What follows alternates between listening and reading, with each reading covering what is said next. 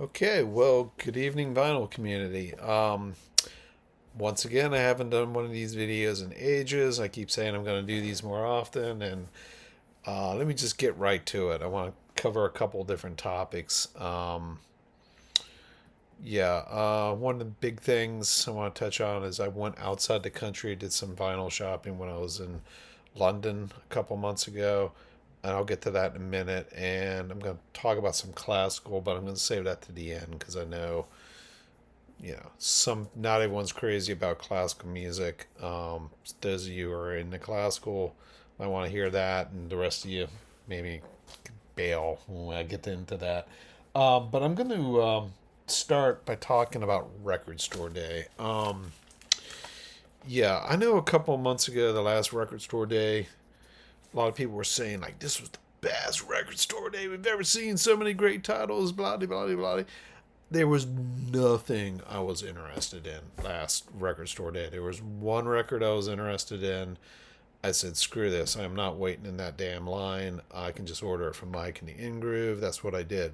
But the thing with Record Store Day is a lot of these titles, sometimes things that sell out on Record Store Day show up weeks later that the stores will get their orders in late, and a lot of stores have kind of like shelves where they keep record store titles that didn't sell on Record Store Day, and sometimes I think the record stores end up stuck with Record Store Day junk that they can't get rid of. But there's also really cool stuff. If you got a local record store day and it's record store and they've got a record store day section, you might poke around in there and there could be some good stuff in there that is worth checking out. I want to mention two items that I bought like years ago on Record Store Day that I think are really pretty cool. One of them is Holy Church of the Ecstatic Soul. This is a compilation of funk, soul, gospel. These are all gospel songs. So it's just a compilation of mostly 70s music, some kind of obscure soul artist doing gospel. There's just some great stuff on here, really funky. Just I listened to it like right after Record Store Day, put it aside, gave it another spin a couple weeks ago. I was just blown away by how freaking good this is. So keep your eyes open for that. You might be able to find it hiding in the record store bins.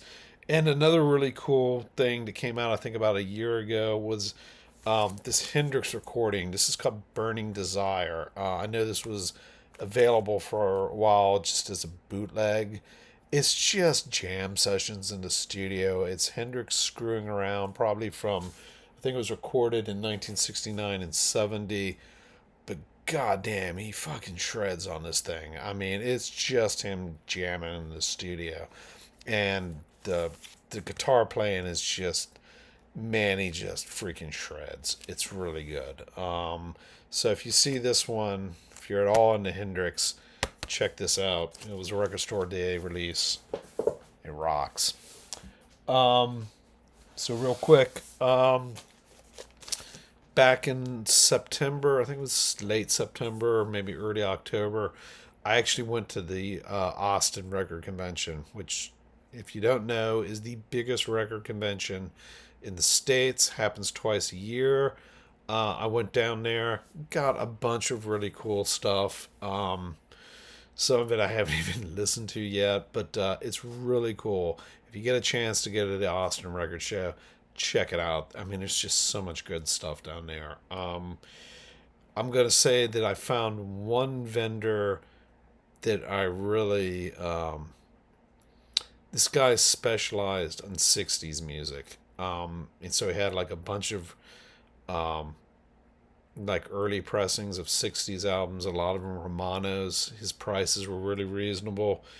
Wish I could remember the guy's name, but I picked up this early pressing of the first Buffalo Springfield album. I'd never heard this album. Apparently, the earliest ones do not have For What It's Worth. That was a single that got added later because it was the hit. So this is a very early pressing that doesn't include For What It's Worth. Sounds great. I'd never heard this album. It's really good. But the thing I got from this guy that really blew my mind was the mono version of the famous John Mayall album, the Beano album with Eric Clapton. This is the mono mix, and my God, it just has got, it's so punchy. It's just so, there's just all kinds of cool stuff in the mix that you can't hear in the stereo version. It's just, man, it just rocks. So if you can find the mono mix of this album, it'll blow your mind. It sounds really really good. It's totally worth hearing the mono mix. That's the cool thing about some of these '60s albums is, um, yeah, you may want to hear both. But I'd say, I don't feel like the monos always necessarily are better, but sometimes they are. And this is like one of those albums that's like, man, if you can track down the mono mix, check it out. It's really just outstanding. Um, okay, so back in April, I made a trip to the UK. I was only there for a few days, but I definitely hit as many record stores as I could. I went to a record show. Um, so I'm just going to kind of show you. So I, of course, was looking for some Beatles. And I guess good news, bad news. Early UK pressings, monos in particular, they're plentiful. There are a lot of them out there in the UK, but they're not necessarily cheap, and they tend to be really banged up. They got played a lot. One guy told me that the vinyl was more durable back then, and also something about the grooves on the mono record, they're more resilient to scratching and stuff like that. And I'd say that's probably true. Um, and I wasn't looking for like the White Album or Abbey Road. I was more interested in earlier albums. And I was able to get a mono with the Beatles. It's fairly scratched up, but it played fine. So I'm pretty happy with this one. Um, then I got a mono. There was just like so many to pick from. I kind of looked at a few and I grabbed the one that I thought looked most promising, that didn't cost an absolute fortune.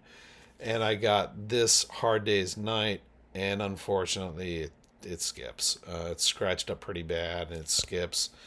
And like I said, there are a lot of copies to choose from, but they tend to be really well played. They've been played a lot. Yeah, pretty much that was the case with most of the ones I saw. So they are out there. If you're really into getting the originals, you can find them. You may have to hunt pretty hard to find. You definitely got to hunt to find one that's not too banged up. One of the other things I was looking for was I'd increasingly heard like a lot of stories about how good the band Slade is. They were a big band in the early '70s. They were glam rock. Cannot find their stuff in the States to save your life. And oh, by the way, and I was also looking for Badfinger albums. Couldn't find any Badfinger there. I thought for sure I'd be able to find Badfinger if I was in the UK. Nope, could not find any Badfinger to save my life. But I did find some Slade. I got picked up two Slade albums. I haven't listened to the other one yet, but I'd listened to this one. It's called Slade, and they did not disappoint, man. It's some good, heavy, hard rock. Apparently, this band just crushed it live. All the other UK bands were like, they had to up their game because apparently the word on the street was Slade will blow you off the stage. Then Zeppelin, The Who, Purple, all these guys were like, watch out for Slade, man. They will blow you away if you're on the same bill with Slade. So apparently they're pretty big in the UK, not so big over here. But yeah, this album didn't disappoint, man. This sucker rocked. So yeah, man. Apparently, you have to go outside the freaking country to get any of their albums, though. Okay, now this is the one that was really, I thought was really interesting. I definitely wanted to get a UK pressing of this album. As we all know, the track list, different tracks on this album, the sequence in the album's different. It's got the amazing Red House on it. I really wanted a copy, a UK copy of Our UK Experience. What I ended up finding was this guy, which was an early 70s pressing, which was a twofer. So I don't have Axis Bold as Love on vinyl. So I'm like, what the hell? If I'm going to get Our Experience, I might as well get Axis Bold as Love at the same time because I don't have it on vinyl. So I popped this sucker on. The mix is really radically different. I mean, the second I started with Axis, the second the needle hit it, I was just like, holy cow, man. The vocals are way more prominent in the mix. The drums were a lot more. I could definitely hear like drumming that I'd never noticed before. Very different. But I'm not going to say that it was better. It was kind of thin sounding. Like I'm used to the U.S. version. Like I don't know what the story is. The version I'm used to hearing just had kind of a fuller sound. So my guess is that what happened with the tapes of Hendrix's albums was maybe it was kind of similar to what happened to the Beatles. The tapes came over here, the record company was like, nope, we're going to change how this sounds. And there could have been some compression at work. But the bottom line is the version that we're more used to hearing just kind of had like a fuller sound. This one you could hear some details I'd never heard before, but it was kind of lacking in like oomph, or it's the only word I can use is oomph. Just bottom. Just something. It just like I said, it was just kind of a little bit thin sounding. So it was cool to be able to hear some details that I had never heard before. But I'd have to say, all in all, the mix I'm used to is definitely the better mix. But it's really worth. I was truly surprised how different this pressing sounded. So now I'm going to talk a little bit about classical music, and probably most people have zero interest in classical. But when looking at, I was there for a couple of days, and I just didn't think I was going to find any classical. And then my last day I was there, I walked past this bookstore, and they had a sign that they had vinyl. And I thought, what the heck? Let me go in here and see if there's anything in here. And lo and behold, they had down in their basement shelves and shelves of classical. So I was like, I finally found the stash of classical I was looking for. Because in the classical world, there certainly is a lot of titles. Anyway, I'll just get right into it. So these first two are titles that I got in the UK. So, um, we'll start with this guy because, as we all know, a lot of the RCAs from this period, the vinyl pressings, have the accursed Dynagroove sound processing, which is awful and should be avoided at all costs. The audio engineers in the UK knew that Dynagroove was garbage, and when they were told press these albums use Dynagroove technology, they were like, yeah, we're not doing this. Supposedly there are some albums that say Dynagroove in the UK, but they are not because the engineers knew it was garbage. So this is Andre Previn conducting Ralph Vaughan Williams. If you wanted to hear this, you had two choices. Dynagroove or kind of lackluster compact disc recordings, probably mastered in the 80s or something like that. Not bad, but, you know, the best you could hope for. Then I heard this. So this is a non-Dynagroove UK pressing. And the second I heard it, I was like, oh, thank you. This is what I wanted to hear. This is that nice, rich analog sound that we all want so bad. And the real treat on this recording is the Concerto Academico. Am I pronouncing that right? Yes, which is a piece for violin and orchestra. That's the real gem on this LP. It was coupled with the London Symphony on this compact disc. But the sound on this vinyl pressing is just like, thank you. This is what I wanted to hear. So, yeah, it looks like, especially for some of these Andre Previn recordings, the pressings in the UK avoid that god awful Dynagroove technology and are well worth checking out, apparently. Then you have EMI. So another similar thing here in the States, pressings. So here in the States, if you didn't know this already, EMI recordings ended up showing up most frequently on the Angel label here in the States. The U.S.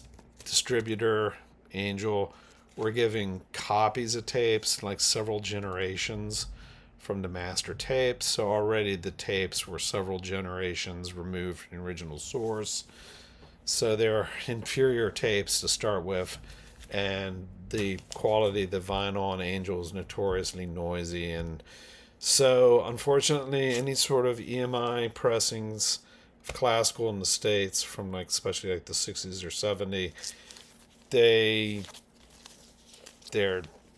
they should be in the dollar bin. You don't want to pay a lot for them. A lot of people at record stores don't really understand the classical market, and they think that if it's an old recording, then it must be valuable. They'll jack the price, knowing that people that know about this stuff avoid Angel pressings like the plague. So here's what an HMV from the UK looks like, and without. So I specifically was looking for EMI pressings. Sorry, EMI while I was in the UK. And this is one of the ones I picked up. It's Janet Baker singing Wagner and Brahms, conducted by Sir Adrian Bolt. And yeah, now this sounds good. So yeah, if you want analog from the 70s or 60s on the EMI, you got to go outside the States to get good copies. Now, a lot of this stuff has been reissued on compact disc, and depending on the mastering, it can sound perfectly fine. Compact disc may be the way to go. But if you want analog on the EMI, anything prior to the digital era, avoid U.S. pressings. You got to go outside the country to get the really good stuff. And this did not disappoint. This sounded just fantastic. So I'm going to quickly touch a little bit more on some more classical. You just never know what you're going to find. A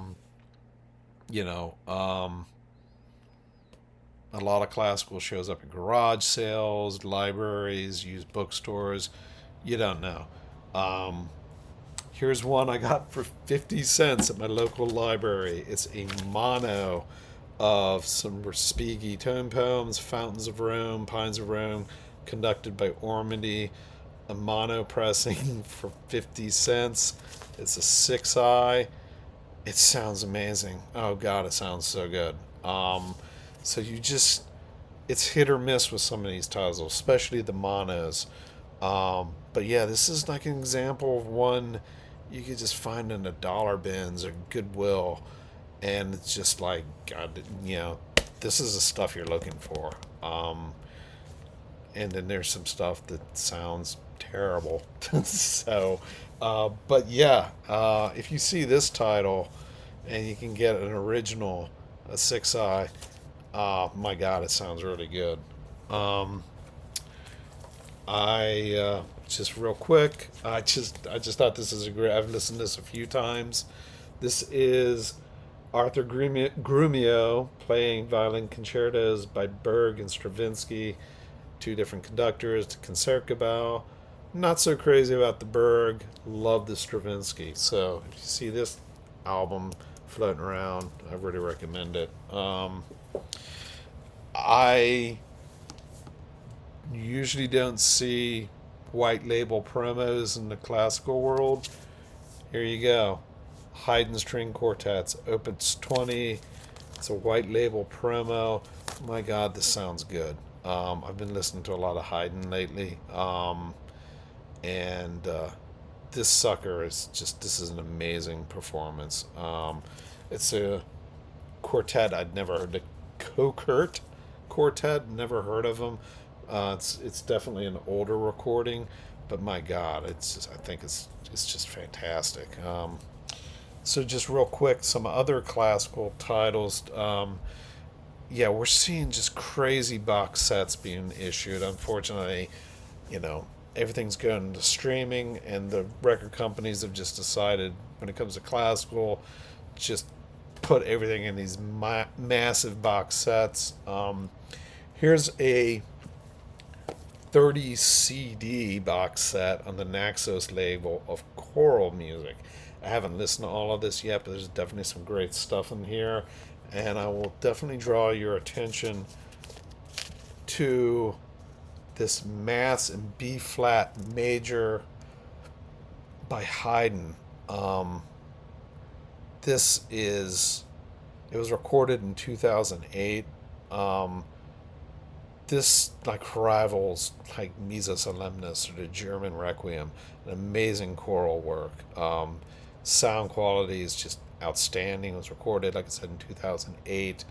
It's an ensemble from uh, Parish Trinity's Parish of Trinity Church in the city of New York. But my God, this is just a killer recording, and I'm not alone. Gramophone raved about it too. So I thought, so far out of everything I've heard in this box set, the Haydn I felt was the real winner in this box set. But there's a lot of stuff I haven't even listened to yet. I'm really looking forward to listening to the Dvorak Requiem with Anthony Witt conducting. So anything he conducts is just yeah, an amazing conductor from Poland. Got to mention the passing of Seiji Ozawa. Here's another box set. This is recent. This was in the last couple of years before he passed away. This is him conducting the Saito Keenan Orchestra. But this, in his later years, he focused on the core German repertoire. So you get a complete Brahms cycle, a complete Beethoven cycle, the St. John's, the St. Matthew Passion, the B minor Mass by Bach, and also Bruckner 7. So German core requiem to your heart's content. Sorry, German core repertoire to your heart's content on this box set. But yeah, we're gonna miss Seiji. Another box set, and the last one I'll mention is this is a great box set. Piano quartets on the Dorian label, the Ames Piano Quartet. Just some fantastic chamber music. The disc of Dvorak in particular, just mind-blowingly good. So yeah, some of these box sets are a real deal, and that seems to be, things are increasingly going to streaming. So I think they're just cramming out these, get them while you still can, because they're just putting out stuff in these massive box sets. And I hope that's going to continue for a while longer. All right, guys, I'm going to try to. I'd like to do some more of these videos. I want to do a video that looks a little more closer at some a Hendrix. I definitely want to point out some Hendrix items in my collection I think are kind of interesting. So, yeah, I might do a video that just kind of talks a little bit about Hendrix at some point here soon. All right, man. Y'all have a good evening. Take care. Bye bye.